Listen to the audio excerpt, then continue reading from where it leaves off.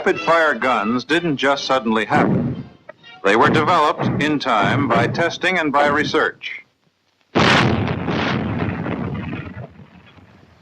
These are the biggest of the Navy's rapid-fire guns, and they're almost completely automatic in operation.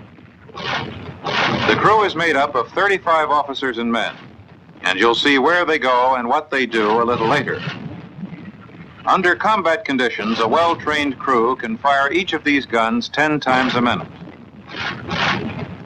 Now let's see, in general, just how all this is accomplished. The USS Salem, the first of a new class of heavy cruiser, has a main battery consisting of 9 of these 8-inch rapid-fire guns mounted in 3 3-gun turrets. Turrets 1 and 2 are forward of the superstructure. Turret number 3 aft. Fire control is accomplished through the forward and after main directors. Additionally, there are 4 secondary directors. Except for minor interior differences caused by their shipboard location and by fire control arrangements, the turrets are identical. However, space arrangement and ordnance and ammunition handling equipment are considerably different from conventional turrets. Structurally, though, the names and functions of the various components are very much the same as in earlier types of turrets. The entire turret is, naturally, topped by the gunhouse, resting on the erect structure. Hanging down from the center of this erect structure is the suspended structure. These 3 parts make up the entire rotating structure. Surrounding this is the circular foundation bulkhead, topped by the turret roller path, which supports the weight and permits the movement of the entire rotating structure. The entire turret, from just beneath the shelf plate down to the 3rd deck, is protected by a cylinder of armor known as the barbette. The interior is divided into 5 main sections. The armored gunhouse at the top. Between the shelf plate and the pan plate are the 3 gun pits, separated by the gun girders. The next 2 levels house the upper and lower projectile handling flats. Each flat has an inner stowage and handling space and machinery compartment within the rotating structure, and an outer fixed stowage and handling space. At the very bottom of the turret is the powder handling room. The central part of this compartment, including the powder handling platform, is part of the rotating structure. Starting here at the base casting, the central column runs up through the center of the entire rotating structure to the bottom of the pan plate and contains the communications and power cables and the air supply system. Thus, as you can see, the purposes of the various compartments are similar to older turrets. Also, the intent is the same, but that's as far as it goes. The methods are completely changed. True, manpower puts the cases into the powder hoist.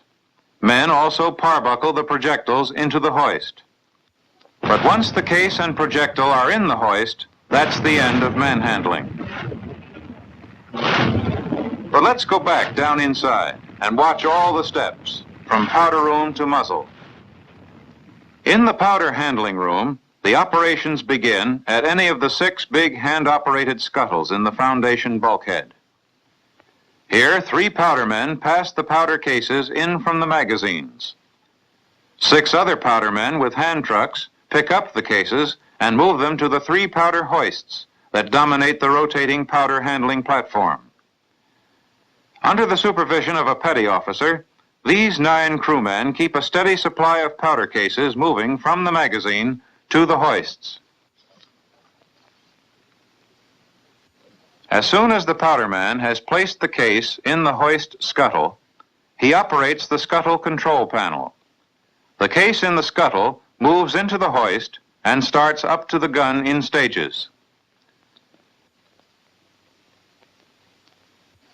The only other places in the turret requiring manual ammunition handling are the 2 projectile flats.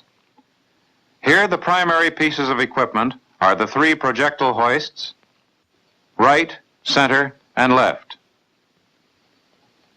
There are two independently rotating projectile rings on each flat.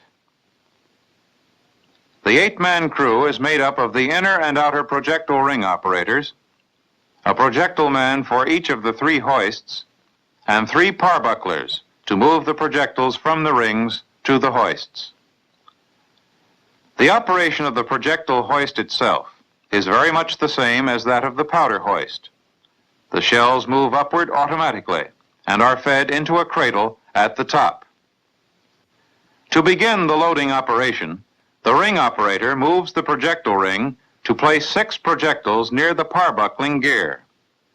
Due to their weight, parbuckling gear is required to move the projectiles safely.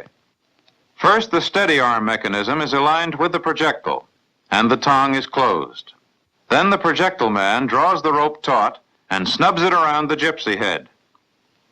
The parbuckler then steers the projectile along the guide rail to the hoist opening.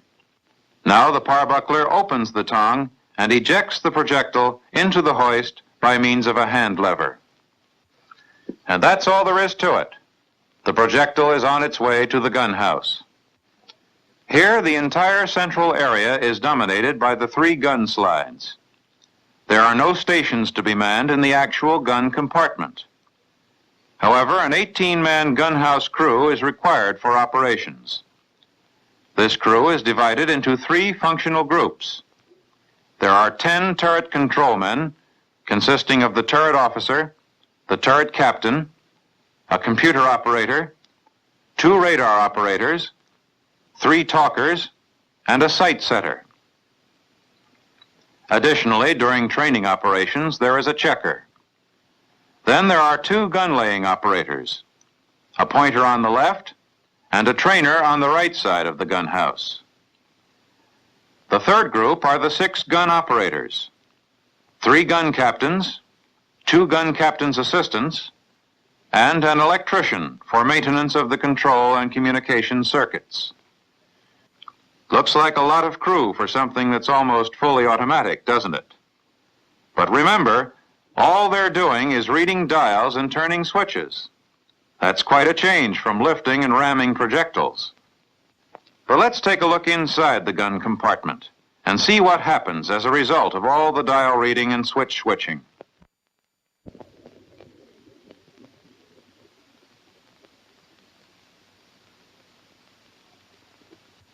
Well, that's what happens.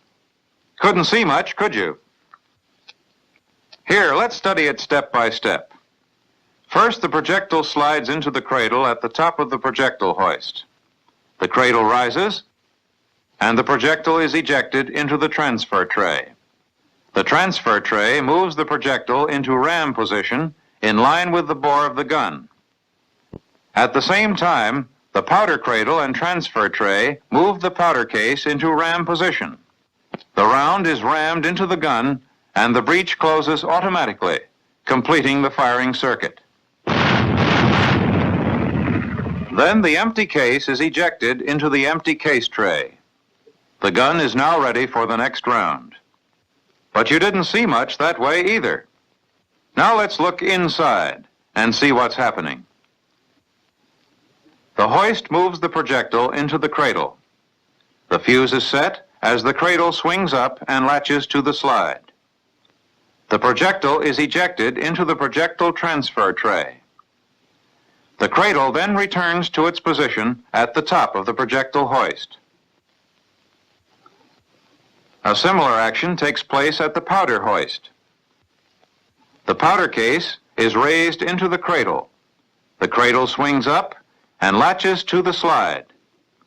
The case is ejected into the powder transfer tray, and the cradle swings back to the powder hoist. Now both transfer trays move into the ram position simultaneously. As soon as the round is in position, the rammer rams both the case and projectile into the gun chamber. The rammer is retracted. The trays return to fire position, and the breech block closes, completing the firing circuit.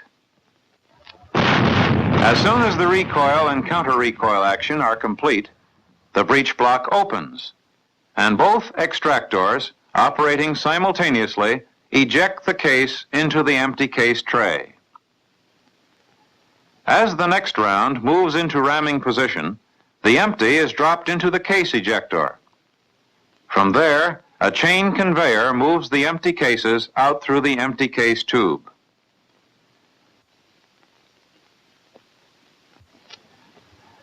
Just remember, each of these guns can fire a round every 6 seconds.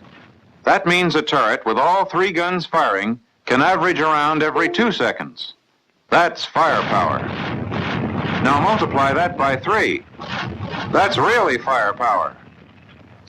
With their range and elevation, these guns can destroy ships beyond the horizon or protected coastal targets, even behind a series of screening hills. Another thing to remember about these rapid-fire guns. You've probably been thinking of them in use against other surface ships or in ship-to-shore operations. Well then, watch this.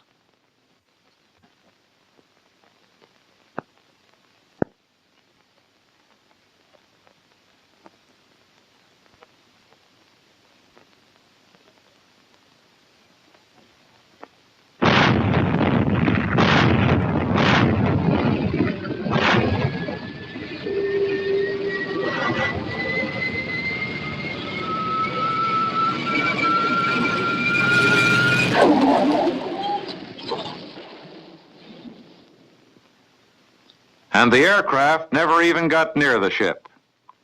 Not, of course, a normal use for an 8-inch gun, but against heavy bombardment aircraft at a great distance, a very practical one. You have seen in general how the 8-inch rapid-fire gun works. You've seen in general how the turrets are constructed, their ordnance installation, how they operate, and what they can do. You've seen that loading the powder cases and loading the projectiles into the hoists are the only manual operation. And you must realize, too, that there's a lot of study and a lot of actual practice ahead for anyone to become a useful member of a competent turret crew.